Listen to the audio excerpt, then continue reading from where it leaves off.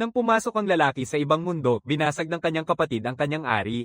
Akala niya dadalhan siya ni Marco ng panggamot na inumin, pero pinalit pala ito ng matinding konsentrasyong asido. Nang makita ito ng kanyang ama, pumagit na siya upang pigilan sila, at habang ginagawa niya iyon, pinukpok niya ang bawat buto sa katawan nito hanggang maging pulbos, lahat dahil siya ay na-transmigrate sa pamilya ng haring demonyo. Bata pa lang siya, pinagsusuntok siya ng mga kapatid niya, at minsan ay umiyak siya sa kanyang ina tungkol dito. Sabi niya, dapat daw siyang maghiganti tulad ng isang demonyo. Sabi niya kung gagawin niya yon, tiyak na papatayin siya nila. Tumawa ng malamig ang ina niya at sinabi niyang kailangan lang niyang umatake muna bago sila. Sabi rin niya na umakyat sa kapangyarihan ng kanyang ama sa pamamagitan ng pagpatay sa lahat ng 12 niyang mga kapatid upang maging dakilang haring demonyo. Sa susunod na segundo, bigla niyang inangat ang isang kutsilyo mula sa likod niya at itinutok ito ng malalim sa kanyang dibdib, sinabing kung may gustong pumatay sa iyo, dapat ikaw ang unang umatake, katulad nito. Kinabukasan, nang siya ay magising, naibsan na niya ang karamihan sa 200 taon ng alaala ni Caesar. Tumingin siya sa kanyang katawan at napansin na ang mga nakaraang malulubhang sugat ay halos gumaling na. Biglang umaalingaw-ngaw ang isang nakakatawang, mapanoyang boses mula sa tabi ng kama. Walang kwentang basura, nakahiga pa ring parang patay. Malapit nang magsimula ang salo-salo ng pamilya.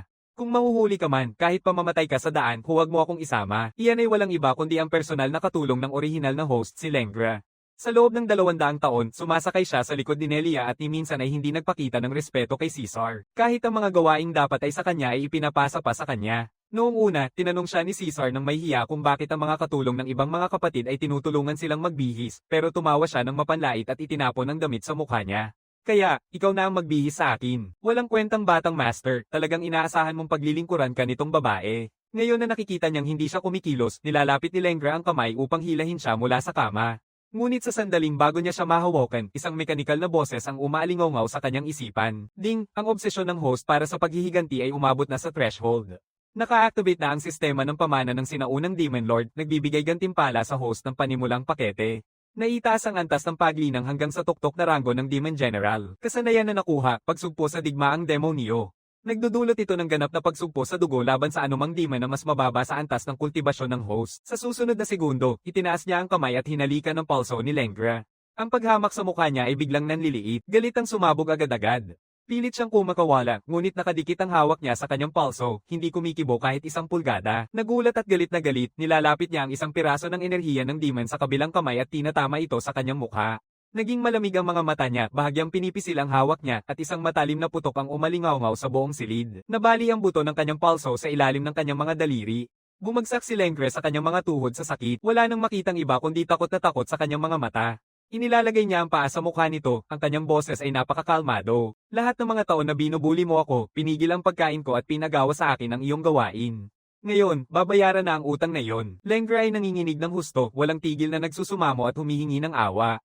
Ginoo, nagkamali ako. Hinding-hindi na ulit ako gagawin ito. Pakiusap, iligtas mo na ako sa pagkakataong ito lang. Walang ibang salita, pinaputok niya ang enerhiya ng demon sa kanyang katawan, winawasak ang lahat ng kanyang pag-akyat sa antas, at iniutos sa kanyang mga tauhan na itapon siya sa Goblin Demon Lair, kung saan simula ngayon ay magpapalahi siya ng mga anak para sa mga Goblin araw at gabi. Binubuksan niya ang pinto at lumalabas. Sa pagliko niya sa sulok ng pasilyo, nakabangga niya ang isang batang may bilugang mukha, si Darian ang ikapitong kapatid ng orihinal na host. Ang kanyang ina ay isa sa mga kabit ni Satanas na nawala ang pabor matapos dumating ang ina ni Caesar. Kaya't mula pagkabata, pinalaman niya si Darian ng pinalalaking galit, itinuturo ang lahat ng kanyang sama ng loob kay Caesar. Kadalasan, pinipili ni Darian na hulihin si Caesar kasama ang kanyang mga tauhan at paulit-ulit siyang binubugbog hanggang mapatla. Nakikita niya si Caesar at napipigil sandali, pagkatapos ay isang malupit na ngisi ang ngumiti sa kanyang bilugang mukha na puno ng pang-iinsulto. Aba, kung hindi ang paboritong basurang piraso sa palasyo ng Haring Demonyo, Caesar, nasira ka ng husto kahapon at hindi ka pa rin namamatay. Tumatawa na ang kanyang 4 na kawal sa paligid niya, handa nang sumugod para sa isang sabay-sabay na sipa. Habang nagsasalita, itinaas ni Darian ang kanyang kamay, nag-ipon ng enerhiyang demonyo at umatake sa dibdib ni Caesar. Ngunit sa sandaling malapit nang maabot ng kanyang kamay ang dibdib ni Caesar, umiwas si Caesar at tinamaan siya ng malakas na sampal sa mukha. Ang isang sulyap lang na iyon ay nagtulak kay Darian na tumilapon ng 3 o 4 na metro sa hangin. Sobrang siyang bumangga sa matibay na pader ng Netherrune, kalahati ng mukha niya namamaga na parang lobo sa pagtama, mga ngipin ay lumipad mula sa bibig niya. Pumatay ang tawanan agad. Lahat ng tauhan ay nanliliit, nakatitig ng walang galaw, ang mga mukha ay puno ng hindi paniwala. Ang mga mata ni Darian ay nagliliyab ng puot at galit habang sigaw niya, walang kwentang basura, sinubukan mong akong saktan, papatayin kita. Nagsusumigaw sa galit, pinapalakas niya ang lahat ng kanyang demon na kapangyarihan, ang kanyang pinakamataas na Demon Master Aura ay sumabog agad. Parehong nakabalot ang mga kamao sa makapal na itim na enerhiyang demonyo, diretso niyang itinapon ito kay Caesar. Ito ay resulta ng 150 taon ng masigasig na pag-aaral na naglalagay sa kanya sa karaniwan sa mga kapatid. Noon, hindi kayang tumanggap ng isang suntok mula sa kanya ang orihinal na Caesar, ngunit ang taong nakatayo dito ngayon ay hindi na yung mahina. Naglalaho ang kanyang anyo at lumilitaw siya sa likod ni Darien na parang multo. At bago pa makapag-react si Darien, sinuntok niya siya ng malupit sa parehong tuhod. Dalawang matalim na tunog ang umaalingaw ng sunod-sunod. Bumagsak ng buo ang parehong buto ng mga binti ni Darien. Nagsisisigaw siya ng nakakatakot at bumababa sa kanyang mga tuhod bago si Caesar. Hinawakan ni Caesar ang buhok niya, pinilit na itaas ang mukha upang magtagpo ang tingin, at nagsalita sa malamig na boses na parang kamatayan.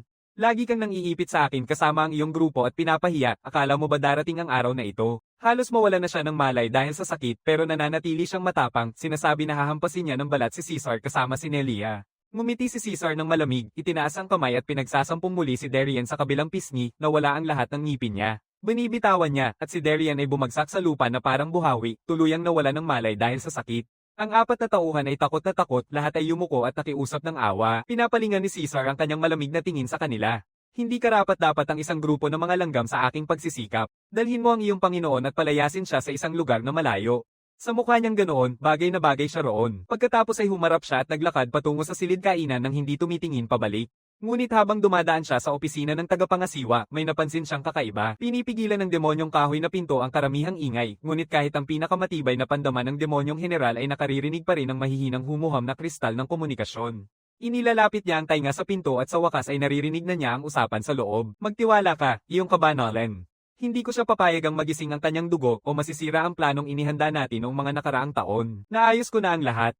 Sa handaan, papainitin ko ang ulo ng unang, ikalawa at ikatlong prinsipe upang silang lahat ang sumugod sa kanya ng sabay-sabay. Kahit pa may maswerte siyang nakatagpo, hindi niya kakayanin ang tatlo sa kanilang sabay-sabay. Magwawakas ito sa huling pag-asa ni Elaine. Elaine, kumabog ang kanyang puso. Anong plano, at bakit ito kasali ang nanay ko, Elaine? Biglang siyang bumabay sa isang iglap, nagtatago sa anino ng isang haligi sa pasilyo. Sa susunod na segundo, bumukas ang pinto ng opisina at lumabas ang tagapag-alaga, nag-iikot sa kaliwa at kanan bago nagtungo sa hapagkainan, sa palasyo ng hari ng demonyo karaniwang ipinapakita niya lamang ang antas gitnang demonyong general. Ngunit habang mabilis siyang kumikilos ngayon, malinaw na nararamdaman ni Caesar ang aura na nakatago sa loob niya, kapangyarihan ng antas ng Demon Marshal sa rurok. Nakatago siya ng buong dalawang pangunahing antas ng pagpapalago. Sa sandaling malapit ng dumaan ang alalay sa haligi, biglang sumulpot si Caesar sa likod niya, pinagsasama-sama ang lahat ng enerhiya ng demonyo sa palad niya at niyayakap ang kanyang lalamunan na parang bakal na hawla. Sa parehong oras, ang kabilang niyang kamay ay bumubuo ng isang bola ng sobrang pinong demon energy at isinara ang bawat energy channel sa katawan ng lalaki. Ang presyon ng sinaunang dugo mula sa sinaunang demonyong Panginoon ay sumabog sa isang iglap kahit na may tagong pinakamataas na antas ng demonyong martial cultivation sa loob niya sa ilalim ng pinakamasalimuot na pagpigil sa dugo ng lahi ng demonyo. Biglang nanigas ang kanyang katawan ng demonyo, halos huminto ang daloy ng enerhiyang demonyo at hindi siya makakilos kahit kaunting pagtutol. Hindi kailanman naisip ng alalay na, matapos magtago ng 200 taon, siya ay matatalo sa isang galaw lang ng basura na dati nilang pinapahiya.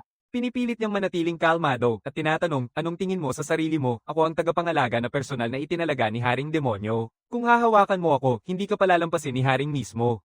Nagbitiw si Caesar ng malamig na pagtawa. Hindi ko alam kung papayagan ka pa ni Haring, pero ang alam ko ay ang paninilip sa Pontiff ng banal na lahi at pagtataksil sa Demon Realm ang magpapasimula na hindi ka na palalampasin ni Haring. Biglang naging puti ang mukha ng Katie wala sa isang iglap, hindi niya maipaliwanag kung paano nabunyag ang kanyang selyadong pagtatago sa harap ng itinuturing na basura na ito. Nagsusumamo siyang sunugin ang kanyang espiritu upang makaligtas, ngunit hindi siya binibigyan ni Caesar ng pagkakataon.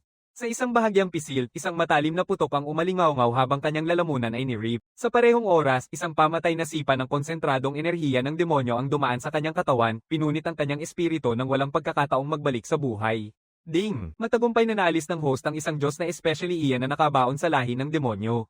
Gantimpala, 1,000 demon cores. Kasanayan na nakuha. Mata ng pahayag. Sa sandaling mawala ang abiso ng sistema, pumasok ang malamig na enerhiya sa kanyang mga mata at nagbago ang mundo sa harap niya sa isang iglap. Malinaw niyang nakikita ang mga bakas ng enerhiya ng demonyo na dumadaloy sa hangin, at kahit bahagyang naaaninag ang mga agos ng paglinang at mga restriction seal sa loob ng mga buhay na nilalang habang nakatingin sa bangkay ng steward. Agad na tinatagos ng mata ng pahayag ang nakatagong mga restriksyon ng Diyos sa loob niya, at inilalantad ang isang lihim na silid na nakatago sa likod ng pader ng opisina. Lumiko siya at pumasok sa opisina, binuksan ng silid ayon sa gabay ng mata ng pahayag, at sa loob, tulad ng inaasahan, nakahandusay ang lahat ng mga tagapag-alaga, mga talaan ng komunikasyon kasama ang banal na lahi, pati na rin ang isang makapal na talaan na puno ng mga pangalan, na naglilista ng bawat banal na tagapagbalita sa palasyo ng hari ng demonyo na nakikipag-ugnayan sa kanya, 37 lahat. Kaya sa nakalipas na 200 taon, matagal nang nai-infiltrate ng network ng intelihensya ng Diyos ang palasyo ng hari ng demonyo. Gamit ang posisyon ng mga tagapag-alaga, pinukaw nila ang sigalot sa loob ng royal na pamilya, minonitor ang bawat galaw ng kanyang ama, at tinutukan ang bawat atake sa kanya, anak ni Elaine. Inilalapag niya ang talaan, ang mga daliri ay dumadampi sa pangalang Elaine, habang lalong tumitindi ang mga tanong sa kanyang puso. Sino nga ba talaga ang kanyang ina? Bakit gagawin ng pantipik ng banal na pamilya ang sobrang lalim na bitag sa palasyo ng huling hadi ng mga demonyo, lahat para matiyak ang kanyang kamatayan? Sa loob ng 200 taon, lahat ay kinamuhian siya bilang isang traidor na sumire sa lahi ng mga demonyo. Ngunit nang binanggit niya ang tungkol sa kanya, ang kanyang boses ay puno ng takot na sumisid hanggang sa kaibuturan ng buto. Maaaring ang sibat na minsang ipinukol niya sa kanyang dibdib at ang malamig na mga salita, ang unang bumagsak ay nagtatago ng isang katotohanan na hindi kailanman nalaman ni siya ni Caesar. Maraming tanong ang bumaha sa isip niya, ngunit alam niyang hindi pa panahon upang maghukay pa. Malapit nang magsimula ang salo-salo ng pamilya. Maingat niyang inilalagay ang kristal ng komunikasyon at ang talaan sa loob ng kanyang sistema, pagkatapos ay sinusunog ang bawat bakas sa silid gamit ang demonyong apoy at umaalis sa opisina. Ang mata ng pahayag ay sumasaklaw sa pasilyo at malinaw niyang napapansin na ilang mga gwardyang nagbabantay. May dalang mga selyo ng banal na paghihigpit na katulad ng sa mga tagapag-alaga, lahat sila ay isang tagapagbalita sa listahan. Hindi pa siya kumikilos. Sa tuktok ng Demon General Cultivation, kahit na may Demon King Suppression at ang bagong bukas na Eye of Revelation, hindi niya may lalabas lahat ng kuko ng sabay-sabay nang hindi napapansin ang mas malaking isda na nagbabantay sa dilim. Bukod pa rito, may isang malaking palabas na naghihintay sa kanya sa harap na silid kainan. Isang malamig na ngiti ang yumuko sa sulok ng kanyang labi. Inangat niya ang paa at naglakad papunta sa silid kainan. Panimula pa lang iyon, tanging simula pa lang ang tunay na paghuhukom. Sa loob ng silid kainan, palitan ng pang-iinsulto at pangungutya ang kanyang tinatahak. Yung basura na yon siguro hindi talaga aatras, di ba? Matapos ang sobrang saktan kahapon, kahit hindi pa siya patay, magpapahinga siya ng hindi bababa sa 1 taon. Hula lang siya siguro. Pumunta dito para lang sa mas maraming insulto at siguro panibagong suntok, kaya bakit pa mag-aaksaya? Isang basura na hindi man lang kayang magpalago ng demon power ay sayang lang ang mga yaman ng ating lahi sa pananatili niya dito. Kung hindi siya pinanatili ng kanyang kamahalan, matagal na sana siyang itinapon sa Abyssal Dark Dragons. Itinaas niya ang kamay at binuksan ng mabigat na pinto. Agad na huminto ang tawa sa loob. Bawat mata ay nakatutok sa kanya. Una ay nagugulat, pagkatapos ay walang hiwang pang-iinsulto at kasamaan. Agad na ginamit ng bawat isa ang kanilang demonyong lakas upang suriin ang kanyang antas, ngunit ang sinaunang enerhiyang demonyo sa loob niya ay perpektong nagtatago sa bawat bakas ng kanyang aura. Ang nararamdaman lang nila ay yung luma at walang halagang binabasa na walang mahika gaya ng dati. Pagkatapos ng maikling katahimikan, si Vera ang unang nagsalita. Ang kanyang boses ay puno ng paghihimagsik. Talagang umaakyat mula sa kama ang basura. Akala ko patay ka na at nag-ukay sa kwarto mo. Mukhang umaasa ka sa isang kawawang bagay na pangsagip ng buhay. Muli, ipinanganak ka mula sa traitang babae na iyon kaya syempre may iniwan siyang kahina-hinalang bagay sa iyo. Ang babae na tinutukoy niya na traitor ay ang kanyang ina, si Elaine. Ito ang palaging banat na ginagamit ng lahat sa palasyo ng Haring Demonyo laban sa kanya. Sa mga alaala ng orihinal na host, tuwing maririnig niya ang mga salitang iyon, isang malalim na hiya at sakit na parang nasa buto ang dumadaloy sa kanya. Pero ngayon, ang naaalala lang niya ay ang mensahe ng tagapangasiwa, tapusin ang huling pag-asa ni Elaine. Lalong lumalalim ang pagdududa sa kanyang puso, isa pang antas. Sumali si Marco na may tawa, nilalaro ang isang kristal na botelya sa kanyang kamay. May kalahati pa rin siyang bote ng napakataas na konsentrasyon ng mapanirang demonyong asido. Mapanirang ang kanyang mga mata, mukhang hindi sapat ang lakas ng aking asido. Hindi pa nga nito natunaw ang mukha mo. Lahat ng kapatid ay nagtawanan kasama niya. Nakatayo si Haring Demonyo Satan sa ulo ng mesa, nakatitig ng malamig, walang balak pigilan ng kahit ano. Hindi man lang nagulat si Caesar. Sa mga alaala ng orihinal na host, ganito palagi ang kanyang ama, nakatingin ng malamig habang pinapabayaan at pinapahiya siya ng bawat kapatid. At kagabi lang, personal niyang pinukpok ang bawat buto sa katawan ni Caesar. Sa mata ni Caesar, wala siyang ibang nakikita kundi isang malamig na pusong ama. Dahan-dahan siyang naglakad papunta sa mesa at huminto sa harap ni Vera, nakatitig ng matalim, ang boses ay kalmado ngunit may malamig na parang yelong bumabalot. Kagabi, tinaga mo ang aking puso, ngayon babayaran na ang utang na iyon. Narinig ni Vera ito at para siyang nakarinig ng biro ng siglo. Ikaw, isang walang kwentang basura na nagtatangkang maghayganti sa akin, sa tingin ko, ang pagtusok mo kahapon ay pumasok sa utak mo at nawala ka sa katinoan. Habang nagsasalita siya, inilalabas niya ang espada sa kanyang baywang at muling itinutulak ito diretso sa kanyang dibdib. Ngunit sa sandaling malapit ng maabot ng talam ang kanyang dibdib, itinaas niya ang kamay at hinuli ang matalim na dulo gamit ang dalawang daliri, parang huminto ang oras sa sandaling iyon. Nakapako ang ngiti sa mukha ni Vera. Pinipilit niya ng buong lakas, ngunit hindi kumikilos ang tibak. Nagsusumigaw si Vera na may pinalalabasing ekspresyon, inutil ka. Paano mo mahuhuli ang aking espada? Anong klaseng maruming panlilinlang ang gamit mo? Hinahawakan niya ng bahagya pa ang pihitan at sa isang matalim na pagputol, naputol ang demonyong espada na gawa sa adamantin sa gitna ng kanyang dalawang daliri, hawak ang pira-pirasong dulo ng espada. Inihahampas niya ito pabalik at hinahampas sa kanyang balikat. Napasigaw si Vera ng malakas at napaatras, ang kanyang mga mata ay puno ng puot at bahagyang takot. Haaya mong saktan ako, papatayin kita. Sumisigaw siya, pinapalakas ang lahat ng kanyang kapangyarihang demonyo. Ang kanyang pinakamataas na aura ng demonyong martial ay sumabog sa isang iglap, nagpadala ng enerhiyang demonyo sa buong hall na nagngangalit. Hinaampas niya ang gagamba sa sahig sa gitna ng mga kapatid. Pangalawa lang siya kay Marco sa ranggo. Ang natitirang mga kapatid ay nanunood ng may malaking interes, naghihintay na makita si Caesar na wasaki ni Vera na galit sa kanilang paningin. Ang paghuli niya sa espada at pagdurog kay Vera kanina ay walang iba kundi isang lihim na atake na tinulungan ng isang yaman. Hindi siya maaaring makipagsabayan kay Vera sa kanyang pinakamataas na antas ng demonyong martial, ngunit nananatili siyang matatag, walang takot sa kanyang mukha. Ding! Nakatuklas ang nakamamatay na banta sa host na trigger ang passive na katawan ng pangunahing demonyong hari. Tumaas ang pagbawas ng pinsala sa parehong antas sa 80%, 3 beses ang lakas ng demon, nabasag na ang ika-4 na layer ng selyo ng sinaunang dugo. Ang mga kamao ni Vera na nakabalot sa enerhiyang demon na sumisira sa mundo ay bumagsak ng buong puwersa sa kanya. Ibinaon niya ang lahat sa suntok na ito, malinaw na balak siyang patayin ng tuluyan. Hindi siya umatras, sumugod din siya ng sarili niyang suntok, isang napakahusay na forma ng primeval demon energy ang bumubuo ng isang itim na shockwave sa paligid ng kanyang kamao. Nagbabanggaan ng diretso ang dalawang puwersa.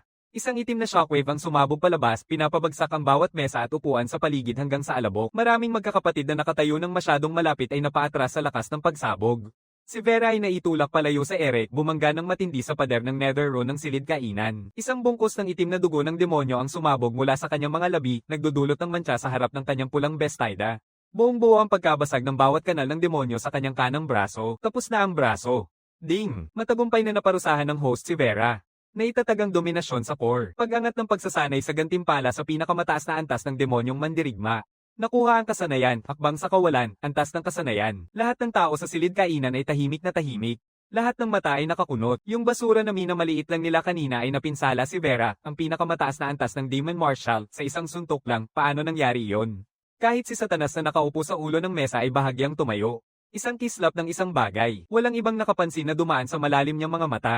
Bago pa makabawi ang kahit sino. Dahil sa gulat, biglang tumayo si Nelia. Kapatid siya ni Vera sa iisang ina at hindi kailanman nag-atubiling mambuli kay Caesar. Inilalabas niya ang tali mula sa kanyang baywang at itinuro ito sa kanya, galit na galit ang mukha. Caesar, walang kwentang basura ka. Paano mo magagawang saktan si Vera? Siguradong pagod ka na sa buhay. Pinapalakas niya ang kanyang mid-tier na demonyong martial cultivation, binabalot ang laso na enerhiya ng demonyo sa PC, at itinutulak ito diretso sa kanyang mukha.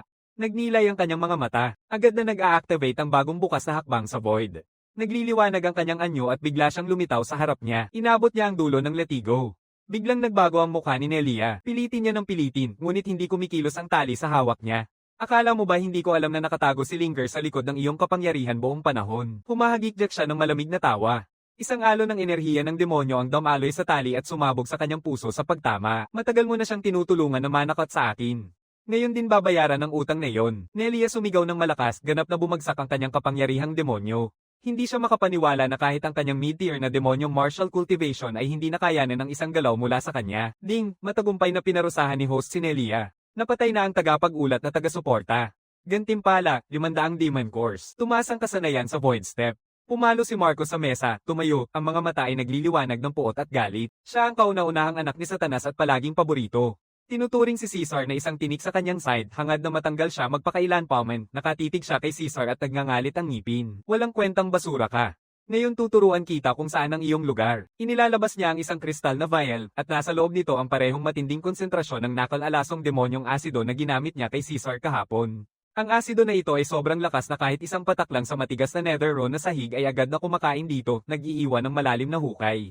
Agad na umatras ang mga kapatid sa paligid, takot na matalsikan, ngunit bumalik ang kanilang mga mukha sa anyo ng mga manonood na nag-enjoy sa palabas. Sa kanilang pananaw, kahit mapagtagumpayan ni Caesar sina Vera at Nelia, hindi niya kayang tumagal sa hindi mapipigilang asido na ito. Binubuksan ni Marco ang botelya at itinatapon ng buong bote ng asido diretso sa mukha ni Caesar, ngunit sa sandaling malapit ng dumaikit ang asido sa kanyang balat, muling pinapagana niya ang void step.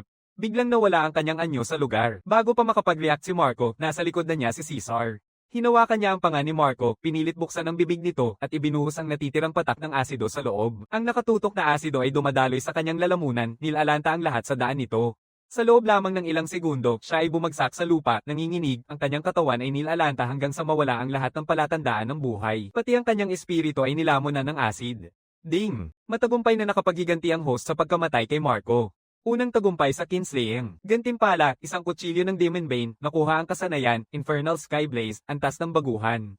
Nabuwag na ang ikalimang patong ng Primeval Bloodline Seal. Pag-angat ng pagsasaka sa antas na baguhan na Demon King, ang silid kainan ay nag-umapa sa kaguluhan. Lahat ng magkakapatid ay napaatras sa takot, ang kanilang mga matay puno ng labis na takot na hindi nila maipaliwanag na ang kanilang binubuli at pinagsasampal ng walang pakundangan, ang walang silbing hindi man lang naglakas loob na sumigaw, ay ngayon ay nakapinsala kay Vera at Nelia ng sabay at pinatay si Marco gamit ang sariling kamay niya. Ito ba talaga ang Caesar na kilala nila sa loob ng 200 taon na walang kwenta, nangangatog sa buong katawan, tumalikod sila para tumakbo, ngunit sa sandaling iyon, pinukol ni Satan ang kamay niya sa mesa mula sa upuan sa ulo. Lahat ng bulwagan ay niyayanig parang lindol at isang alon ng pinakamataas na presyon ng Demon King ang bumagsak kay Caesar. Maraming mahihinang kapatid ang napapailing sa pressure lang, nanginginig buong katawan, hindi makakataas ng ulo. Walang pakundangang, ang boses ni Satan ay umaalingaw ng walang hangganang galit. Sino ang nagbigay sa iyo ng lakas ng loob na pumatay sa harap ko sa isang pagtitipon ng pamilya?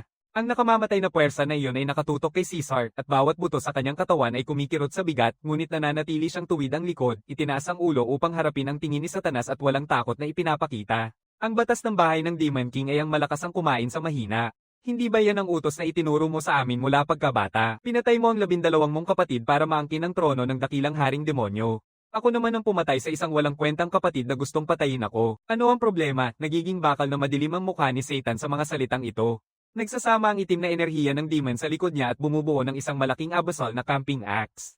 Tunay ngang dugo ko kayo. Dahil nauunawaan mo ng mabuti ang overlevel ng pinakamatatag, subukan mong tumanggap ng isang suntok mula sa akin.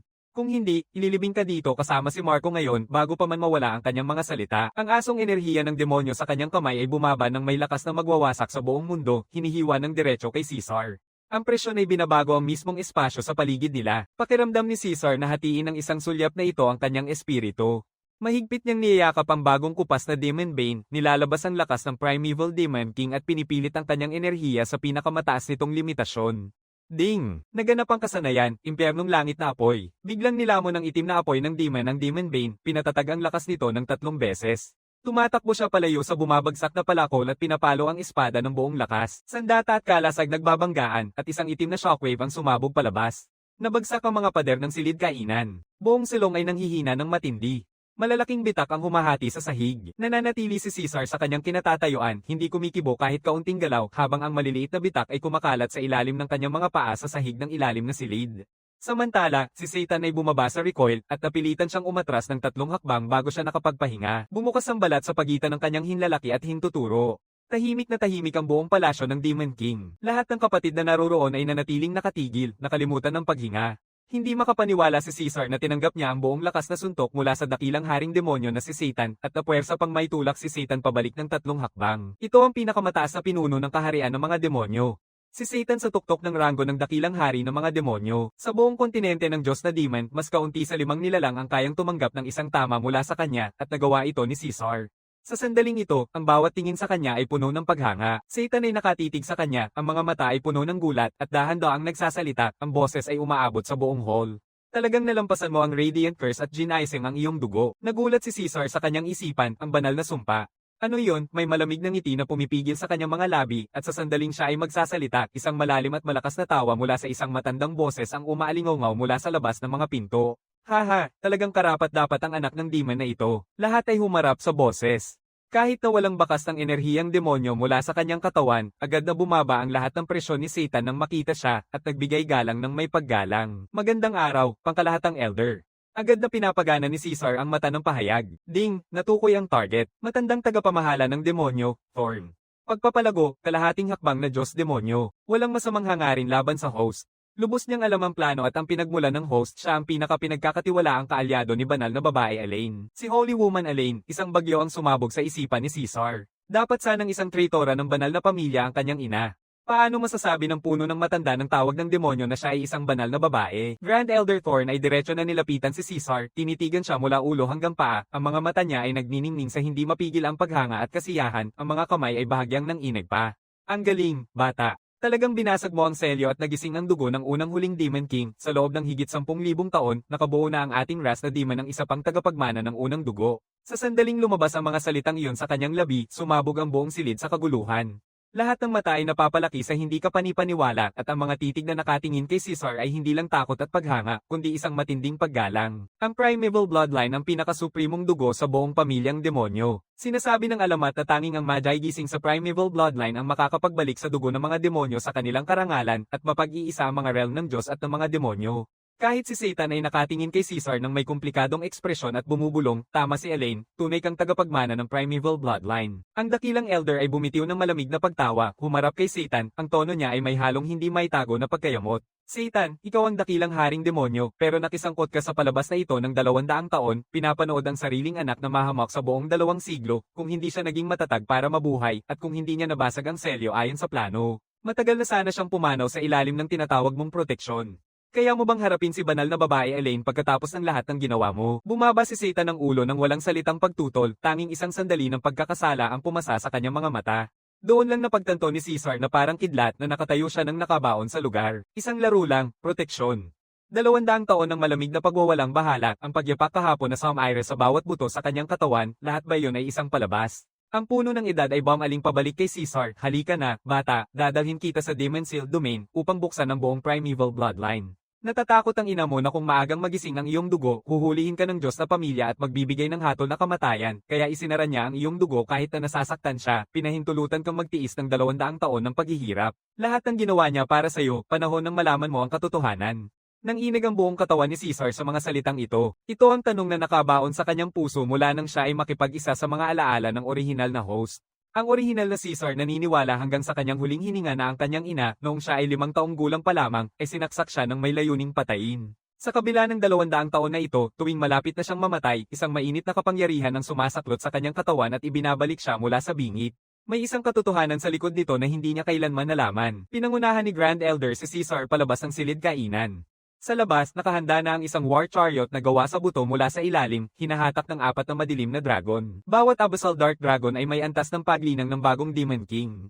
Sa buong kaharian ng mga demon, tanging ang puno ng matanda ang nakaangkin ng ganitong kakayahan. Sila ay sumakay sa karwahe, at ang 4 na Demon Dragon ay umungal ng napakalakas, lumipad papunta sa Demon Sealed Domain. Sa loob ng karwahe, tanging si Caesar at Grand Elder Thorn lang ang natitira. Tumingin si Thorn sa kanya, huminga ng malalim, at nagsimula, bata, lagi mo bang iniisip kung bakit sinaksak ka ng sariling kamay ng ina mo noong araw na iyon? Tumango si Caesar, puno ng paghahanap ang mga mata. Ito ang buhol na hindi kailanman naalis ng orihinal na host sa loob ng 200 taon. Kahit bilang isang transmigrator, dahil sa 200 taon ng mga alaala, malalim ang kanyang nararamdaman na pagkalito tungkol sa ina na tanging nasa kanyang alaala lamang. Ang iyong ina, ang banal na babae Elaine, ay isang beses sa Malena na banal na babae ng liwanag ng pagsasakatawan, isang direktang inapo ng Diyos ng pinagmulan. Siya ay ipinadala upang magpasok sa kaharian ng mga demonyo sa utos ng Papa, mild ang boses ng puno ng Elder. Ang kanyang misyon ay patayin si Satanas, sirain ang pangunahing kapangyarihan ng mundo ng mga demonyo, at gawing daan para sa Diyos na pangkalahatan na durugin ang mga demonyo sa isang iglap at pag-isahin ang buong nilikha. Ngunit ang hindi niya inaasahan ay mahuhulog siya sa pag-ibig kay Satan at magkakaanak sa iyo. Niyakap ni Caesar ang kanyang mga kamao. Maiisip niya kung anong imposible na kalagayan ang kinaharap ni Elaine. Sa isang banda, ang banal na pangkat na nagpalaki sa kanya at naglagay ng kanilang buong pag-asa sa kanya, at sa kabilang banda, ang lalaking minahal niya ng buong puso, at ang kanyang bagong silang na anak. Hindi nagtagal, natuklasan ng banal na pangkat ang kanyang pagtataksil. Personal na inutusan siya ng Pontiff na pumatay. May galit na dumaan sa mata ng dakilang elder. Inutusan siya ng Pontiff na ipakalat ang Radiant Curse sa loob mo. Kapag lumaki ka na, tuluyang magdudulot ang sumpa nito ng pagsabog na magpaparusa sa buong Demon Realm. Kung tumanggi siya, agad na ipatutupad ng Diyos sa pangkat ang limitasyon sa kanyang katawan, papatayin siya at ang kanyang bagong silang na anak at magpapasimula pa ng isang digmaan sa pagitan ng Diyos at mga demonyo na magdadala ng pagkawasak sa maraming buhay. At hindi sana ang layunin ng sibat na ginamit niya noon ay pumatay sa iyo, kundi iligtas ka. Nagliliwanag ang matinding paghanga sa mga mata ng punong elder. Ibinuhos niya ang buong lakas ng kanyang banal na liwanag sa isang saksak lang upang isara ang sumpa na nagliliwanag sa loob mo, at kasabay nito, pansamantalang isara ang iyong dugo ng sinaunang Demon King. Alam niya na kung maagang Magi gising ang iyong primeval na dugo, gagawin ng Pontiff ang lahat para mapatay ka bago ka pa lumakas. Matapos niyang itusok ang tibak na iyon sa iyo, isinakripisyo niya ang 99% ng kanyang espiritu upang tuluyang alisin ang hadlang na inilagay ng Pontiff, ipinagpalit ang halos ganap na pagkawasak niya para sa pagkakataon mong lumaki ng ligtas. Inanunsyo niya sa labas na pumanaw siya dahil sa sakit, lahat upang mapanatili ang hindi pagkakaalam ng Diyos na napatay na niya ang sumpa. Ang huling piraso ng kanyang pangunahing spirit essence ay nanatiling nakatali sa loob ng iyong pangunahing seal ng pinagmulan. Sa bawat pagkakataon na malapit ka ng mamatay sa loob ng 200 taon na ito, ang kanyang spirit essence ang nakipaglaban ng buong puso upang protektahan ka, hanggang sa tuluyang wasakin ang katedral ng liwanag, mapatay ang Pontiff, at masira ang bawat banal na paghihigpit. Maaari bang maalimpungatan ang kanyang espiritu na diwa at maibalik ang kanyang banal na katawan sa pamamagitan ng pinagsamang banal na kapangyarihan ng demonyo, nang inig ang buong katawan ni Caesar? Naniniwala ang orihinal na host hanggang sa kanyang kamatayan na hindi siya minahal ng kanyang ina kahit na kinamuhian pa siya, ngunit sa likod ng isang saksak na iyon nakatago ang huling proteksyon na maibibigay ng isang ina sa kanyang anak. Iniwan niya ang lahat upang maglatag ng daan para sa kanyang kaligtasan at iningatan siya sa loob ng 200 taon. Natuklasan ni Ding na nalaman na ng host ang buong katotohanan tungkol sa nakaraan ng kanyang ina, naganap ang nakatagong pangunahing misyon. Iligtas ang ina, layunin. Wasakin ang katedral ng liwanag ng banal na pangkatawan, patayin ang Pontiff ng Diyos na pangkalahatan. Wasakin ang lahat ng batas ng Diyos, gantimpala sa pagsubok. Buksan ang selyo ng espiritu ng ina, tumulong sa pagpapanumbalik ng kanyang banal na katawan at magtagumpay sa pag-akyat sa mataas na antas ng Diyos demonyo. Tumingala si Caesar at tumitig sa kabanalan, ang kanyang mga mata ay naging matalim na parang bakal sa isang iglap. Ang enerhiyang demonyo sa paligid niya ay sumisigla at nag-iindayog. Ang sangkalikasan, ang katedral ng liwanag, ang Pontiff, babayaran ng buo ang utang na dugo, kasama ang interes. Tinitingnan siya ng dakilang elder at ngumingiti ng may kasiyahan.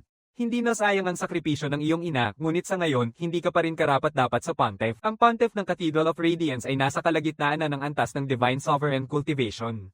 Ang kanyang 12 Radiant Knights ay pawang mga Demon God level na malalakas. Huwag nang banggitin na ang Katedral ng Radiance ay may malaking hukbong Diyos.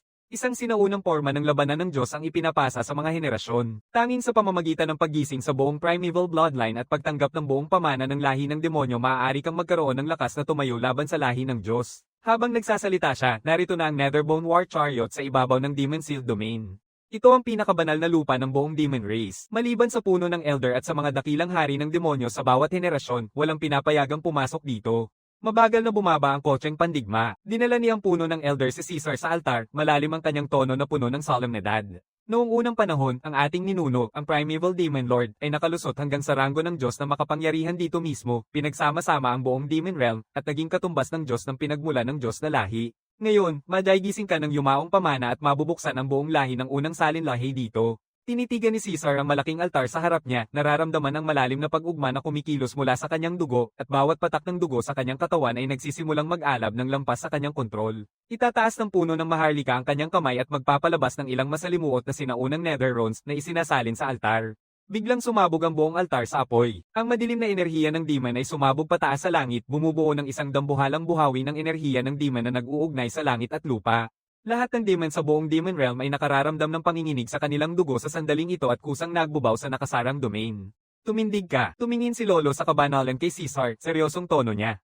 Tumayo sa gitna ng altar at gamitin ang iyong core origin blood upang gisingin ang pamana ng mga ninuno. Tandaan, kahit ano pa ang mangyari dyan, manatili kang totoo sa kung sino ka. Agad na tumalon si Caesar sa gitna ng altar. Hinahati niya ang daliri gamit ang Demon Bane Blade at isang patak ng core origin blood na kumikislap ng gintong liwanag ang bumabagsak sa nether rune sa puso ng altar. Sa sandaling tumama ang dugo, sumabog ang buong altar sa nakasisilaw na itim gintong liwanag. Maraming sinaunang nether runes ang nag-apoy ng sabay-sabay, nagwawala sa ilalim ng kanyang mga paa at pumuno sa kanyang katawan. Isang kapangyarihang napakalakas na hindi kayang ipaliwanag, dumaloy sa bawat hibla ng kanyang pagkatao sa isang iglap. Ang kanyang mga buto, enerhiya, laman, pati na ang kanyang espiritu ay patuloy na nililinis, binabago, at pinapalakas ng sinaunang enerhiya ng demon. Nagsisimula ng tumaas ng husto ang kanyang pag-akyat sa sandaling ito. Baguhan na Demon King, gitnang tier na Demon King, mataas na tier na Demon King, pinakamataas na Demon King, half step na Demon God, baguhan na Demon God, gitnang tier na Demon God, mataas na tier na Demon God. Tanging pagkatapos niyang makamit ang high tier Demon God ay huminto rin ang pagbubuhos ng enerhiya, at sa parehong sandali ay hinayla ang kanyang kamalayan papunta sa isang walang hanggang madilim na kawalan. Sa pinakadulo ng kadiliman, unti-unting humarap sa kanya ang isang napakalaking itim na figura na parang hindi matukoy, na may walang katapusang demon energy na umiikot sa paligid niya. Sa kanyang pagtayo lang doon, parang dala niya ang bigat ng buong kaharian ng mga demon.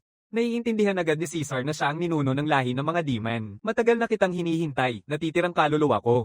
Ang boses ng pangunahing Demon Lord ay pumuno sa buong espasyo, walang dalang puwersa, tanging bahagyang ginhawa lamang. 10,000 taon na ang nakalipas, nagsaanib puwersa kami ng Diyos ng pinagmulan upang labanan ang mga puwersa ng walang hanggang kailaliman mula sa labas ng maraming mundo. Pareho kaming nagtamo ng malubhang sugat. Ang aking espiritu ay nabali at nagkalat sa buong milyong mundo, habang ang Diyos ng pinagmulan ay nalugmok sa isang malalim na pagtulog.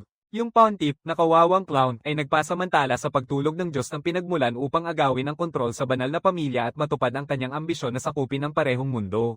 Ang sumpa ng kumikislap ay hindi kailanman likha ng Pontiff. Ito ay isang planong iniwan ng mga puwersa ng Void Abyss upang pigilan ang aking susunod na tagapagmana hanggang sa ang natitirang kaluluwa ko ay makipag-isa sa direktang angka ng Diyos ng pinagmulan, ibig sabihin, ang pagsasanib ng iyong dugo, Andy Lanes, ang maaaring tuluyang sirain ang sumpa na ito at buhayin ang buong pamana. Ang ipinahayag ni Elaine tungkol sa tadhana ay hindi ang hinaharap. Ito ay ang kasunduan na aming ginawa ng Diyos ng pinagmulan noong matagal na. Lahat ng ginawa niya para sa iyo ay bahagi ng planong iyon. Habang nagsasalita ang pangunahing Demon Lord, itinaas niya ang isang daliri at isang sinag ng itim na ginto na liwanag ang sumabog papunta sa gitna ng noo ni Caesar. Hindi mabilang na daloy ng impormasyon ang bumaha sa kanyang isipan na parang isang tsunami. Mga sinaunang pamamaraan ng pag-akyat, sining ng pakikipaglaban, mga paghihigpit at mga pormasayo ng laban, kasama ang mga alaala ng dakilang digmaan laban sa mga puwersa ng Void Abyss 10,000 taon na ang nakalipas at ang buong karanasan sa pag-akyat ng Primeval Demon Lord. Ito ang buong pamana ng unang Panginoon ng demonyo. Tandaan, ang iyong paglalakbay ay hindi lamang tungkol sa mga Diyos at demonyo. Lumalayo ang boses ng unang Panginoon ng demonyo. Muling bababa ang mga puwersa ng Void Abyss at ang bawat mundo sa maraming realm ay malalagay sa krisis. Kailangan mong lumakas ng mabilis hanggat maaari, tipunin ang mga puwersa ng lahat ng realm, at ipagtanggol ang mundong ito. Aking tagapagmana, pumunta at tuparin ang misyon na naghihintay sa iyo. Biglang nabasag ang madilim na kawalan, at bumalik ang kanyang kamalayan sa altar. Agad na umiwas ang umiikot na enerhiyang demonyo sa paligid niya. Lahat ng demon sa buong kaharian ng demon ay nararamdaman ang ganap na pressure na ito na nagmumula sa kailaliman ng kanilang dugo. Sila ay bumababa sa kanilang mga tuhod isa-isa, buong paggalang na nakayuko patungo sa nakasilang na domain ng demon. Kahit si Satan sa palasyo ng Haring Demonyo ay napipilitan ding yumuko, nakatitig sa nakasarang domain, ang mukha niya ay puno ng gulat. Alam niya na mula sa sandaling ito, hindi na muling magiging pareho ang mundo ng mga demonyo. Ding, binabati kita, host. Ganap na nagising ang pangunahing dugo. Nakuha ang kasanayan. Pagsasama-sama ng 10,000 demonyo. Tumatalon si Caesar mula sa altar ng isang hakbang. Tinitigan siya ng dakilang matanda. Lubos na emosyon, napapaluha siya habang bumababa sa kanyang mga tuhod ng may mabigat na tunog at isinasagawa ang pinakamataas na ritual ng pagsamba habang tinatanggap ni Grand Elder Molin ng mga demonyo ang batang Panginoon. Maligayang pagbabalik, sinaunang ninuno.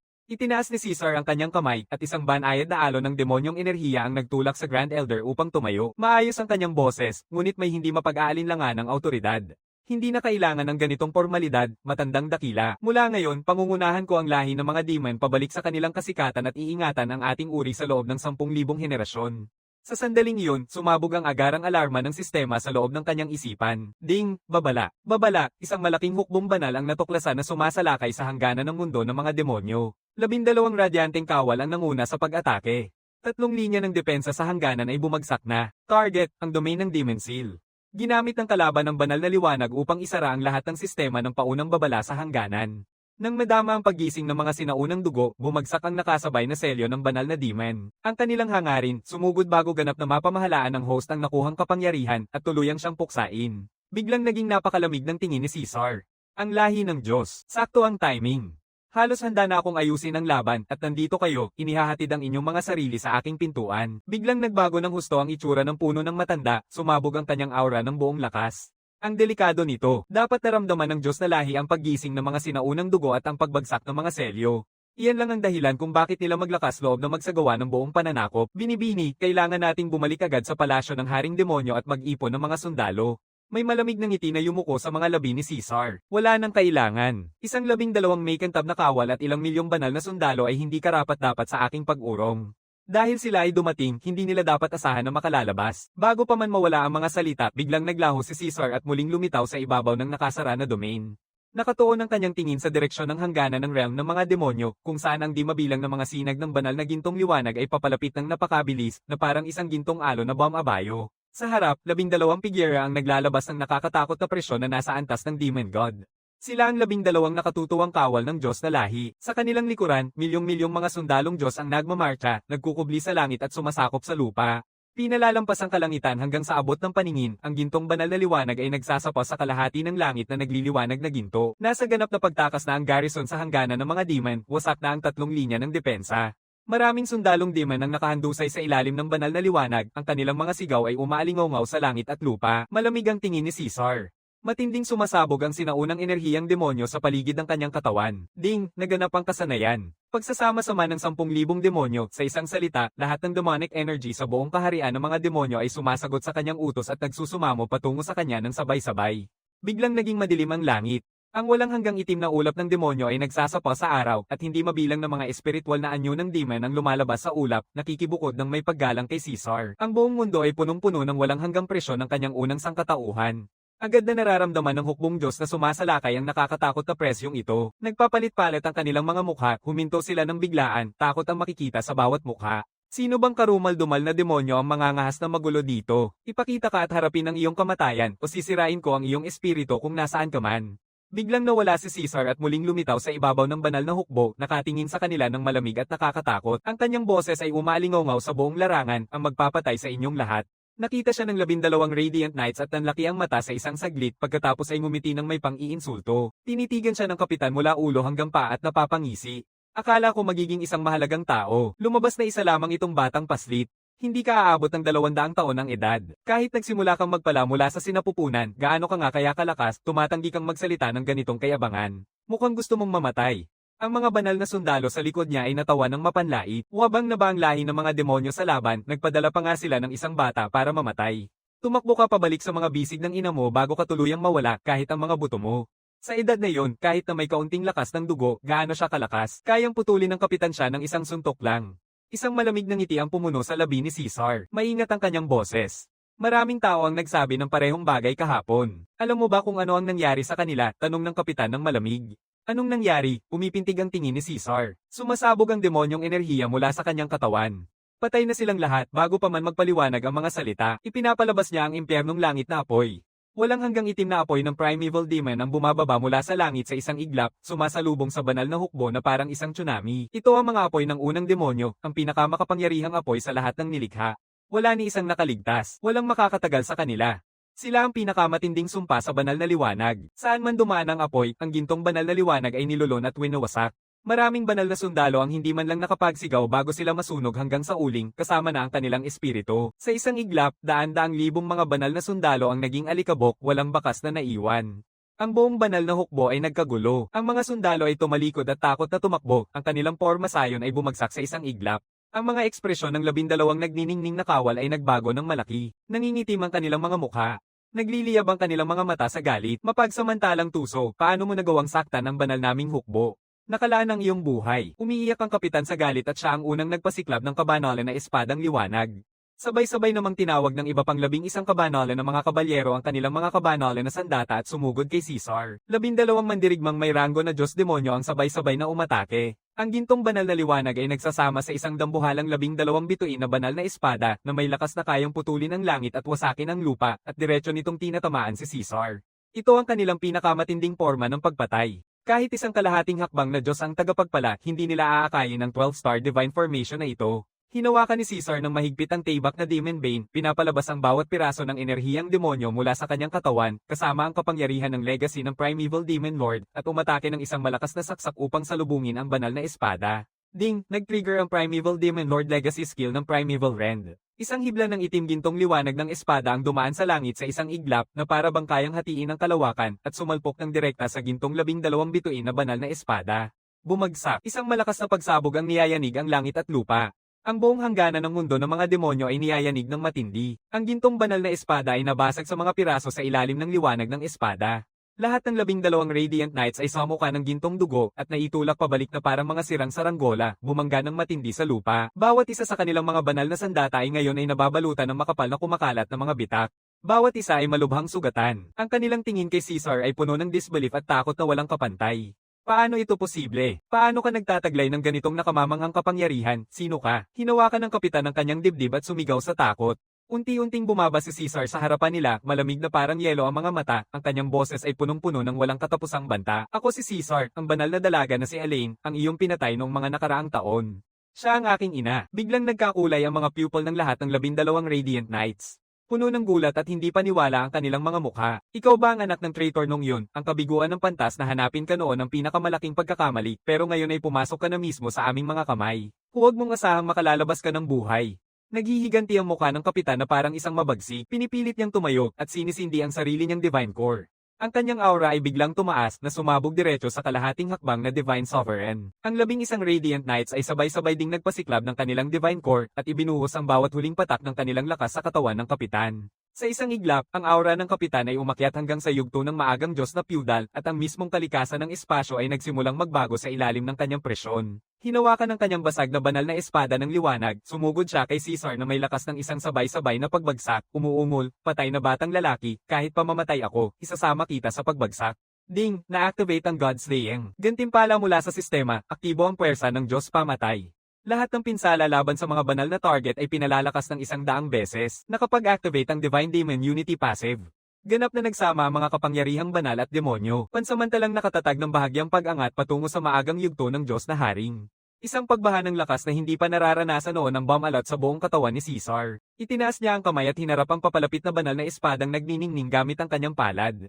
Ang matalim na dulo ay nakadikit sa kanyang dibdib, wala pang 1 sentimetro mula sa kanyang puso. Pero kahit gaano man kabagsik ang pag-agos ng kapangyarihan ng kapitan, hindi pa rin makausad ang banal na espada kahit isang maliit na hakbang. Parang nakaharang ng isang hindi matitinag na bundok, ang mukha ng kapitan ay puno ng hindi kapanipaniwala. Halos may buka ang mga mata niya sa kanilang mga socket. Sumigaw siya, imposible. Mayroon akong kapangyarihang katulad ng Divine Sovereign. Paano hindi man lang kita maipanghihilamos? Hindi ito maaaring mangyari. Isang malamig na ngisi ang pumuno sa labi ni Caesar. Bahagyang niyang pinipisil ang hawak niya.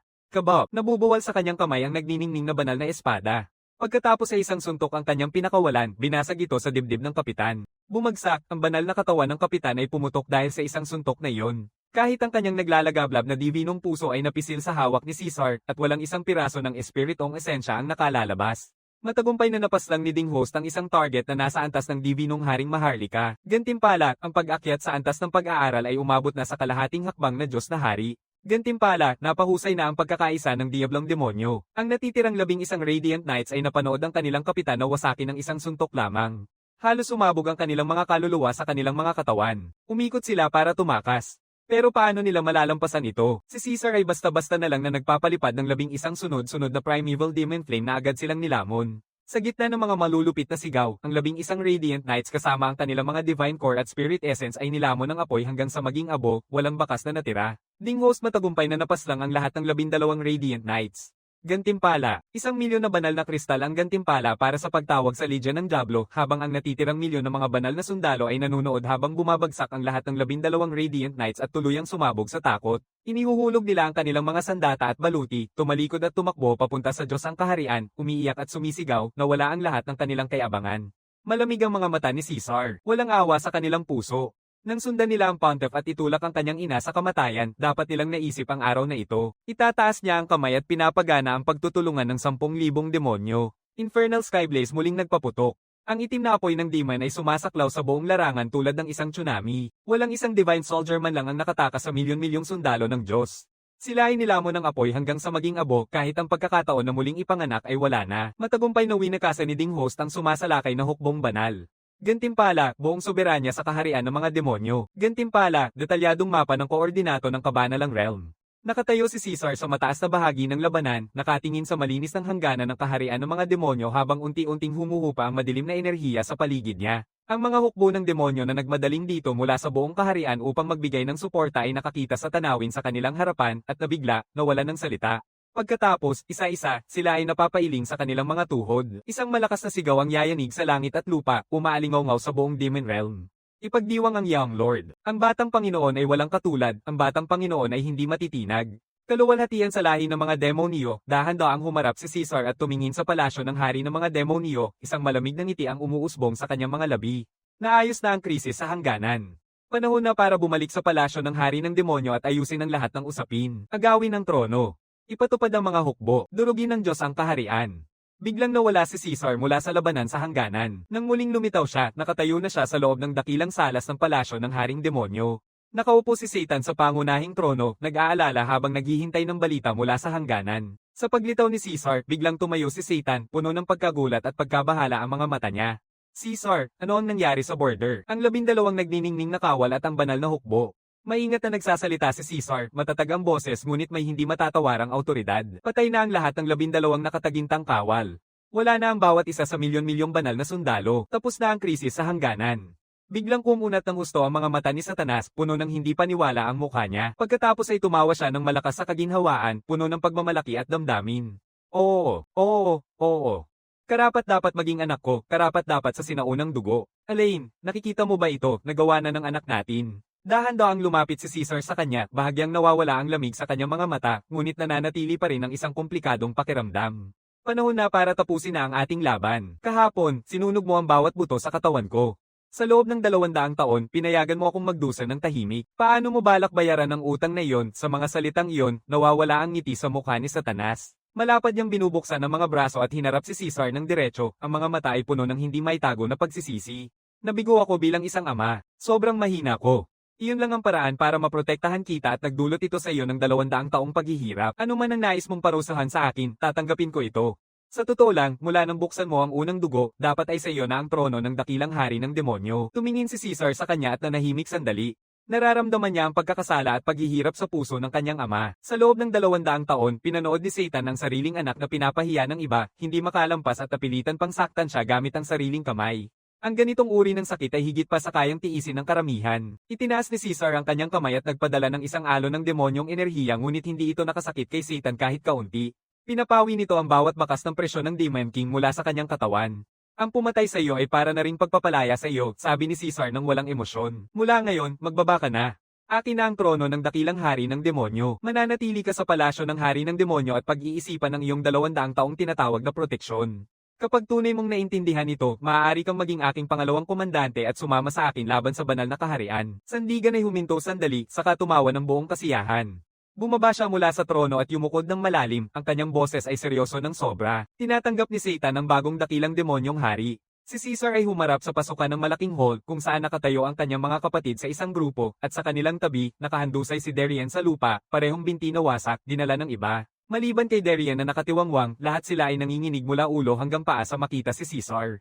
Sila ay bumaba sa kanilang mga tuhod isa-isa, nagmamakaawa ng buong puso hanggang sa damyugo ang kanilang mga noo. Mga dakilang hari ng demonyo, iligtas ninyo kami, nagkamali kami. Hindi na namin uulitin pa. Maging maawin ka sana at patawarin mo kami sa pagkakataong ito lamang. Tapat kaming maglilingkod sa iyo, buong puso at buong lakas habang buhay. Nakahandusay si Darian sa lupa, walang ngipin, tanging mahihinang hikbi ang may lalabas. Nakatingin siya kay Caesar nang may takot na labis, hindi makabuo ng kahit isang malinaw na pakiusap para sa awa. Buong katawan niya ay nanginginig ng walang kontrol. Dahan-daang nilalakad ni Caesar papunta sa kanila, malamig ang tingin, walang init ang boses. Noong mga panahong iyon, niloko, pinahiya, pinagsasaktan, nilalay, at sinubukan niyong pumatay sa akin ng paulit-ulit dahil sa pagkontrol ng banal na lahi. Naisip niyo bang ipakita sa akin ang awa? Itinaas ni Caesar ang kanyang kamay at pinadala ang isang tumpak na hibla ng demonyong enerhiya sa katawan ni Darian, agad na pinuputol ang lahat ng demonyong Meridian na natitira sa kanya, pinapababa siya sa isang bagay na mas mababa pa sa pinakamababang mortal sa mundo ng mga demonyo. Naglabas si Darian ng isang malupit at basag na hikbi, ang huling liwanag ng pag-asa sa kanyang mga mata ay namatay, pinalitan ng ganap na kawalan ng pag-asa. Sa bahay ng hari ng demonyo, ang mahina ay biktima ng malakas, natalo ka na, haharapin mo na ngayon ang pinakamatinding parusa. Habang binibitawan niya ang mga salitang iyon, muling pinipili ni Caesar ang kanyang daliri. Isang sinag ng demonyong enerhiya ang tumusok diretso sa meridian ng puso ni Darian. Walang matagal na paghihirap, walang pag-aatubili. Sa isang iglap, nagsusumamong nagmamakaawa si Darian. Sa susunod, lahat ng palatandaan ng buhay ay naglaho. Patay na siya. Natataranta ang natitirang mga kapatid sa takot. Itinaas ni Caesar ang kanyang kamay at nagpadala ng sunod-sunod na pulsong enerhiyang demonyo, winawasak ang bawat huling meridian ng demonyo sa kanilang lahat. Pagpapalampas ka sa iyong buhay ang pinakamalaking awa na maibibigay ko sa iyo. Mula ngayon, ipinatutupad ang iyong pagkatapon mula sa palasyo ng dambuhalang demonyo. Hinding-hindi ka na muling pwedeng pumasok sa kahariang lungsod. Ding, matagumpay na naayos ng host ang lahat ng utang sa mga pangunahing kalaban. Ganap na paghihiganti, tapos na ang pag-aayos. Ibigay ang titulong dakilang demonyong hari, gantimpala ang buong kontrol sa palasyo ng hari ng demonyo.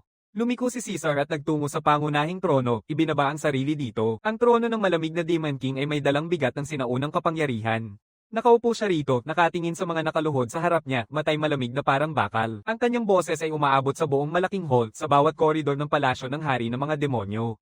Mula sa araw na ito, ako na ang bagong dakilang hari ng mga demonyo. Ang mga sumusunod sa akin ay uunlad.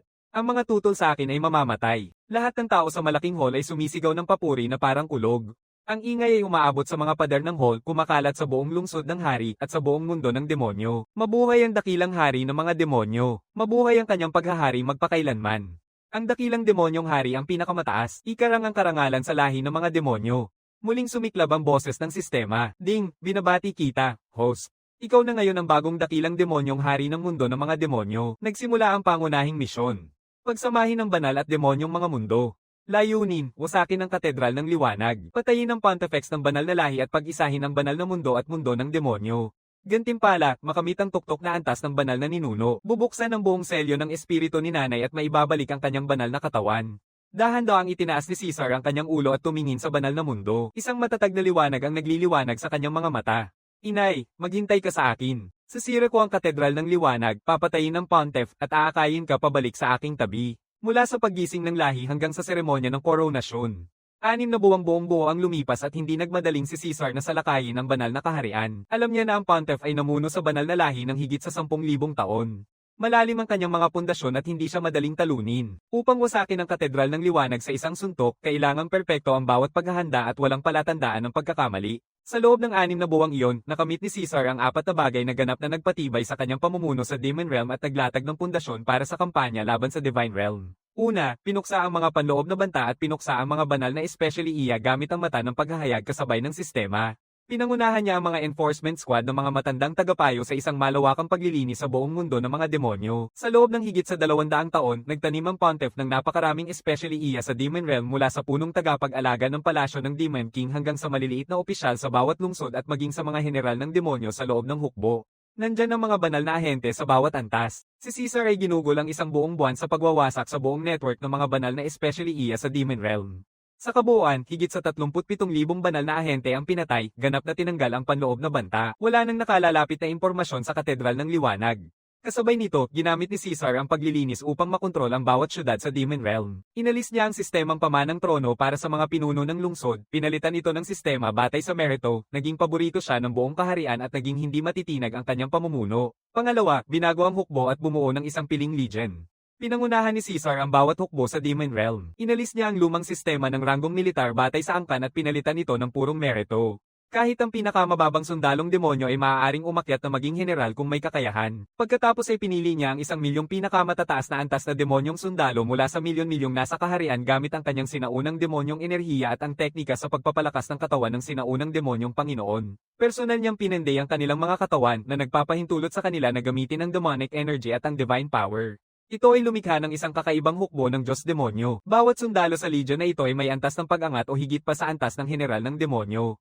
Ang 8 tagapamahala ng legion ay pawang mga makapangyarihang may antas ng hari ng demonyo. Sila ang pinakatalam na tibak sa kamay ni Caesar, ang pangunahing puwersa na magdudulot ng pagkawasak ng banal na lahi. Bukod dito, pinagawa rin ni Caesar kay Satan at sa Grand Elder na maglaan ng sapat na supply, demon cores, armas, at panlaban upang tumagal ng 10 taon ang digmaan, pinapagana ang buong makina ng digmaan sa Demon Realm. Pangatlo, tuklasin ang mga nakahandang plano na iniwan ng kanyang ina at bawiin ang kanyang nakatagong network. Sa pamamagitan ng impormasyong inilagay ni Elaine sa selyo ng pinagmulan ng core, natuklasan ni Caesar ang vault na matagal na niyang itinago sa loob ng Demon Seal Domain. Sa loob ng vault ay naroon ang hindi mabilang na mga banal na kristal, demon cores, sinaunang banal na mga artifact at mga pamamaraan ng paglinang. Kasama na ang bawat impormasyong nakalap ni Elaine tungkol sa katedral ng sikat, kabilang na ang mga kahinaan ng pontiff, ang mga array sa kisame ng katedral, at ang paraan upang sirain ang pormasayo ng mata ng langit. Higit sa lahat, natuklasan niya ang mga resonance crystal na iniwan ni Elaine, at sa pamamagitan nito, nakipag-ugnayan siya sa mga dating taga-suporta niya, mga ahente na matagal nang nagtatago sa banal na mundo. Sila ay mga kasapi ng Holy Maiden faction na nakikiramay kay Elaine. Matapos ang pagkamatay ni Elaine, pinigilan sila ng pontiff, nagtatago sa mga anino ng banal na kaharian, tahimik na nagpapalakas, naghihintay sa araw na maibabalik nila ang kanyang karangalan. Binigyan nila si Caesar ng pinakabagong mga mapa ng depensa sa banal na mundo, impormasyon tungkol sa loob ng katedral, at mga real-time na update sa bawat galaw ng pontiff. Ipinangako pa nga nila na kapag nilusob niya ang banal na kaharian, susuportahan nila siya mula sa loob, magtutulungan upang salakayin ang katedral ng liwanag sa isang tapat na atake. Pang-apat, pinatatag ang kanyang pag-akyat at pinagsasapan ang buong pamana ng sinaunang demonyong Panginoon. Sa loob ng 6 na buwang iyon, maliban sa pag-aasikaso sa mga bagay sa Demon Realm, buong puso niyang inilala ang natitirang oras sa pagpapalago, pagpapatibay ng kanyang half-step Divine Sovereign Cultivation, at ganap na pag-aaral sa kabuoang legacy ng Primeval Demon Lord. Pinag-aralan niya ng gusto ang bawat teknik, sining sa laban, sealing array, at forma sayon mula sa pamana hanggang sa naging natural na sa kanya. Patuloy ang paglago ng kanyang lakas kahit walang pansamantalang pagpapalakas. Kaya niyang lampasan ng komportable ang sinumang may kalahating hakbang na Diyos na soberano. Sa parehong pagkakataon, ganap niyang naangkin ang kapangyarihan ng pagkakaisa ng Diyos at demonyo, perpektong pinagsasama ang enerhiyang demonyo at kapangyarihang Diyos ng walang panganib ng pagbawi. Ang kapangyarihang ito ang pinakamalaking kalaban ng Pontifex at ang pinakahuling barahan ni Caesar para mapatay siya. 6 na buwan ang lumipas sa malaking plaza sa harap ng palasyo ng hari ng demonyo, ginanap ni Caesar ang isang mereng coronation, opisyal na ipinahayag ang kanyang sarili bilang nag-iisang dakilang hari ng demonyo sa mundo ng demonyo, isang tagapagmana ng sinaunang dugo. Lahat ng pangulo ng lungsod at pinuno ng tribo sa buong mundo ng demonyo ay nagsusumamo. Puno ang plaza, lampas pa sa kayang makita. Pagkatapos ng koronasyon, tumayo si Caesar. Ang itim na ginto at demonyong enerhiya ay sumabog pa itaas mula sa kanyang katawan. Ang kanyang boses ay umaabot sa bawat sulok ng Demon Realm, naririnig ng malinaw ng bawat demonyo. Ibigay ang utos, ipunin ang bawat hukbo ng demonyo. Sama-sama tayo, durugin ang banal na kaharian, wasakin ang katedral ng liwanag, patayin ang Pontiff, at maghayganti sa aking ina. Pagsamahin ang banal at demonyong kaharian. Sa isang utos lang, mag-iinit ang buong Demon Realm. Daang milyon ng mga sundalong demonyo ang nagsasama-sama mula sa iba't ibang direksyon, isang itim na baha na pumuno sa buong maharlikang lungsod. Ang mga madilim na dragon ng Abyss ay umaatungal sa kalangitan. Ang mga karwahe ng digmaan na Netherbone ay dumadaan sa lupa, nagdudulot ng matinding puwersa na umaakyat sa langit, nililimitan ang kalangitan. Nakatayo si Caesar sa ibabaw ng pangunahing Netherbone War Chariot, hawak ang Demon Bane Blade na nakasuot sa kanyang itim na damit ng Demon King. Sa kanyang likuran ay nakatayo si Satan, ang dakilang matanda, ang 4 na Demon Marshal, at 1,000,000 sundalo ng banal na legion ng demonyo. Nakapako ang kanyang tingin sa banal na mundo, may malamig na ngiti sa labi niya. Dumarating na ang araw ng paghuhukom ng lahi ng Diyos. Lumipat na kayo. Sa kanyang utos, milyon-milyong demonyong sundalo ang sumugod na parang isang itim na alon, tinatahak ang hangganan ng mga mundo. Nagkakagulo ang lupa at nangangatog ang mga bundok saan man dumaan ang hukbo. Ang enerhiyang demonyo ay bumaka sa langit at ang buong mundo ng demonyo ay nanginig. Sa loob lamang ng 3 araw, naabot ng hukbo ang hangganan sa pagitan ng banal at demonyong mundo. Isang dambuhalang gintong harang ang humaharang sa kanilang daan. Ang barrier na ito ay ang porma sayon ng mata ng langit na inilatag ng banal na lahi, kinikilala bilang pinakamalakas na depensibong porma sayon sa banal na mundo, na kahit isang banal na pinuno ay hindi kayang sirain sa pamamagitan ng lakas. Ang porma sayon ay sumasaklaw sa buong hangganan, halos hindi masisira. Ang pinakahuling sandigan ng lahi ng Diyos laban sa pagsalakay ng mga demonyo. Ang 4 na tagapamahala ng demonyo ay lumapit at ginamit ang bawat piraso ng kanilang makapangyarihang demonyong lakas, sumugod sa nakamamatay na atake sa harap ng barrier. Ngunit ang kanilang mga atake ay tumatama sa harang, parang mga bato na sumisid sa dagat, walang kahit anong alon. Sa halip, ang gintong banal na liwanag ay bumabalik mula sa harang at pinapabalik sila, nagdudulot ng pagkalito at pag-ubo ng dugo. Dahan-dahang bumaba si Caesar mula sa Netherbone na karwahe ng digmaan, tumingin sa gintong barrier sa harap niya at pinaga niya ang mata ng pahayag. Ding! Natuklasan ng porma sayon ng langit na mata. Napag-alaman ng 9 na nexus ng porma sayon, bawat isa ay binabantayan ng isang banal na elder. Bawat elder ay may kalahating hakbang na Diyos ang pinuno ang antas ng pag-iral. Magkakaugnay ang mga nexus. Kapag may nahulog, agad na magpapagana ang natitirang 8 bahagi ng pinakamataas na depensa at magpapadala ng pinakamataas na alerto sa katedral ng sikat. Ang buong paraan ng pagbasag sa porma sayon ay nakasync na sa isipan ng host. Isang malamig na ngiti ang pumuno sa labi ni Caesar. Matagal nang iniwan sa kanya ng kanyang ina ang paraan para sirain ang formation ng Celestial Eye. Pinaniniwalaan ng Pontiff na mapipigilan siya ng barrier na ito. Siya ay ganap na ilusyonada. Agad na utos ni Caesar sa 4 na Demon Marshal na hatiin ang hukbo sa 9 na dibisyon at magsagawa ng mga peking atake sa bawat isa sa 9 na pinagmumulan ng porma sayon upang agawin ang pansin ng 9 na banal na matanda. Samantala, tahimik na nagtatago si Caesar gamit ang demonyong enerhiya at pinapagana ang Void Step. Sa parehong oras, inilalabas niya ang aura ng pinagmulan ng banal na dalaga na iniwan ng kanyang ina, perpektong nagkukunwaring isang banal na mensahero, at biglang naglalaho mula sa lugar. Ang unang nexus ng porma sayon ay nakatayo sa tuktok ng isang bundok sa gilid ng hangganan. Ang pinakakatiwalaang kaibigan ng Pontiff. Nasa gitna siya ng nexus, nagkokonekta ng banal na lakas upang mapanatili ang porma sayon habang ang kanyang atensyon ay lubos na nakatuon sa mga puwersa ng demonyong nagsasagawa ng panlilinlang sa ibaba. Hindi niya nararamdaman ang pagdating ni Caesar kailanman. Unang ginamit ni Caesar ang banal na liwanag ng kanyang ina upang i-disable ang mga warning seal ng Nexus, pinutol ang kanyang kakayahang magpaalam sa iba pang mga Nexus. Pagkatapos ay bigla siyang lumitaw sa likod ng Elder at tinamaan siya gamit ang isang palad. Agad na sumabog ang sinaunang demonyong enerhiya, pinaputok ang kanyang katawan at winawasak pati na ang kanyang espiritu. Matagumpay na pinatay ng Ding Host ang puno ng matanda ng Diyos na pangkalahatan. Unang nexus ng Pormasayo na wasak, ginawaran ng Masteri ng banal na kapangyarihan ng 10%. Muli na namang naglaho si Caesar sa isang kisap mata patungo sa ikalawang nexus gamit ang parehong paraan. Sa parehong oras, ang mga tapat na tagasunod ni Elaine na nakatago sa banal na mundo ay kumikilo sa mga anino, sinisira ang supply ng enerhiya ng Pormasayo ng mata ng langit at pinapahina ang lakas nito ng 30%.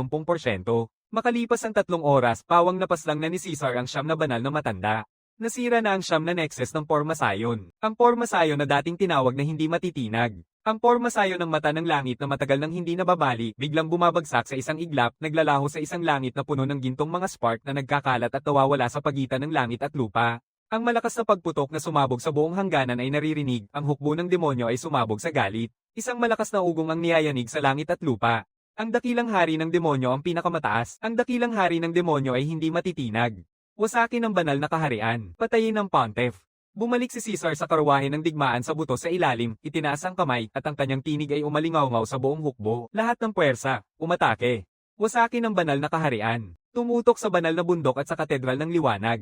10 milyon ng mga sundalong demonyo ang bamaha sa banal na kaharian na parang isang itim na alon. Ang tanawin ng banal na mundo ay nililiwanagan ng malinis na banal na liwanag, napapalibutan ng masaganang mga lungsod sa bawat panig.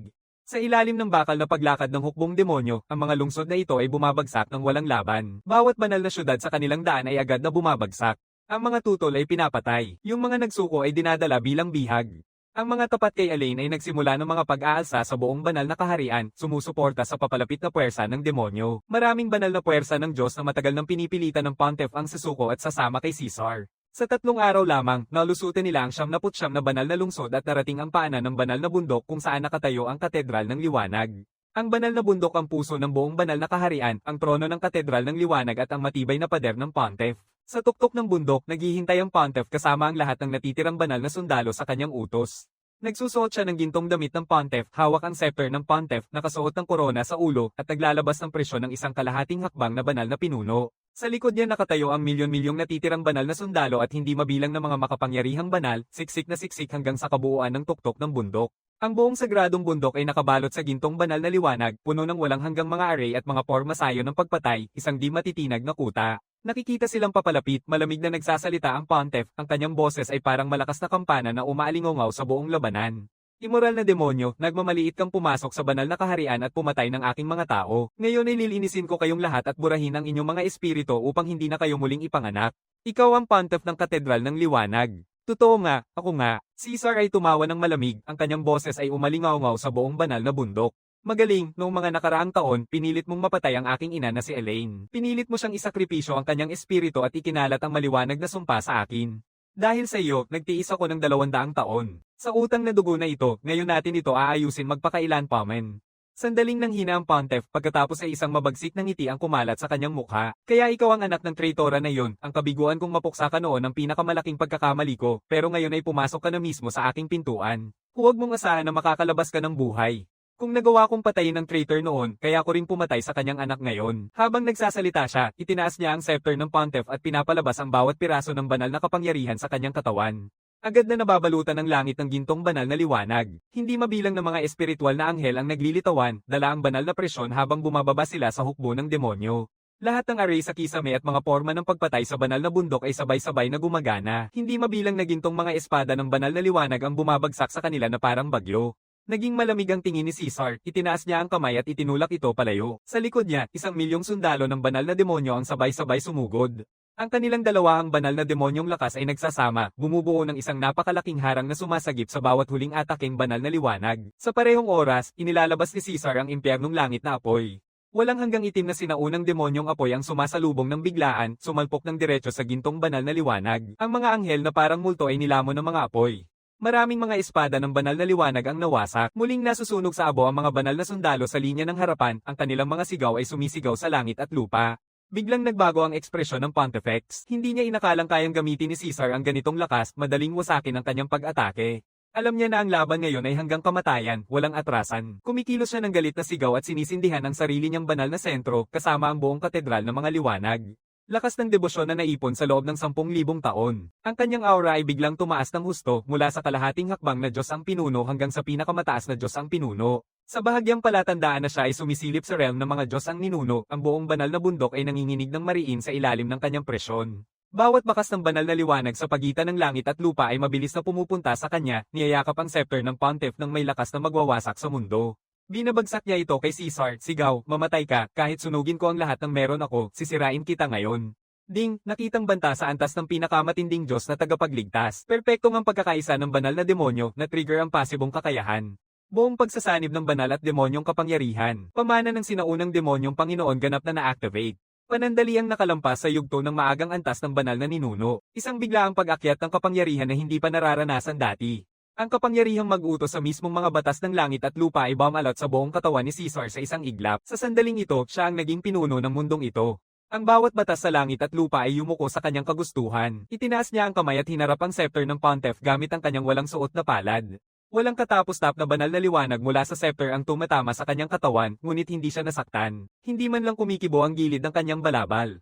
Nakabukas ang mukha ng Pontiff sa hindi kapanipaniwala, halos mapalabas ang mga mata sa pagkabigla. Nagsisigaw siya ng hysterical, imposibleng mangyari ito. Paano mo makukuha ang buong lakas ko? Ikaw ay 200 taong gulang lamang.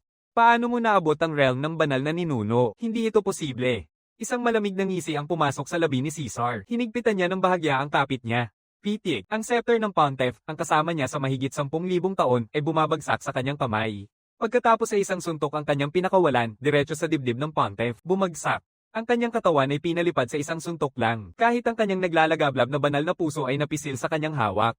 Sinubukang tumakas ang espiritu ng Pontiff, nagmamakaawa na magtago sa hantungan ng Diyos ng pinagmulan at humawak sa huling hibla ng kanyang pag-iral. Ngunit hindi binibigyan siya ni Caesar ng ganitong pagkakataon.